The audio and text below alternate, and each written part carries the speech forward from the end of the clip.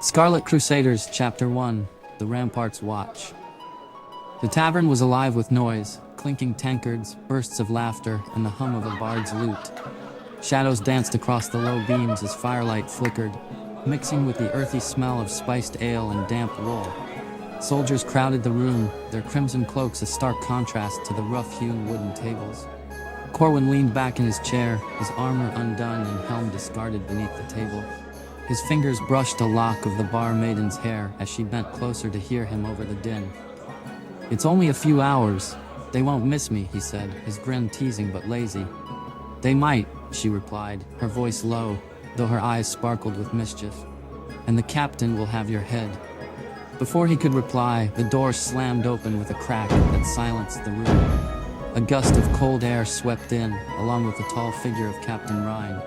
His scarred face twisted in anger as his eyes scanned the room. "Corwin," Ryan's voice boomed, sharp and unyielding. "Rampart, now, unless you'd like to spend the next week shoveling dung out of the stables."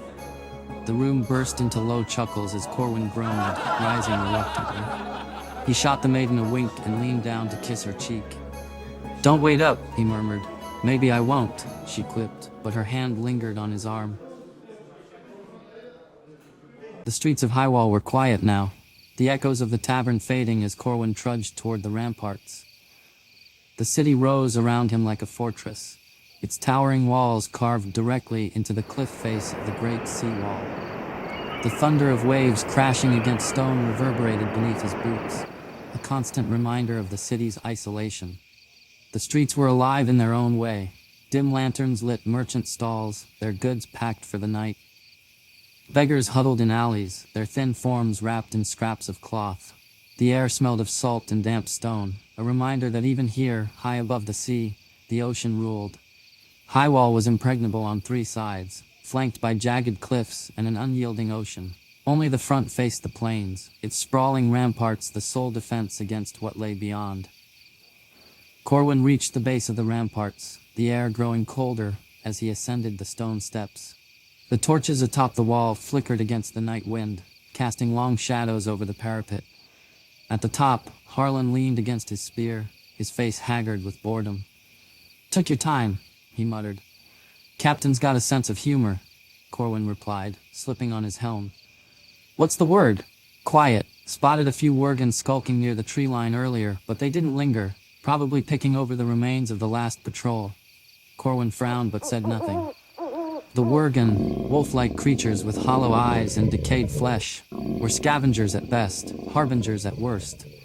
He settled into his post, the open plains stretching before him under the cold light of the moon.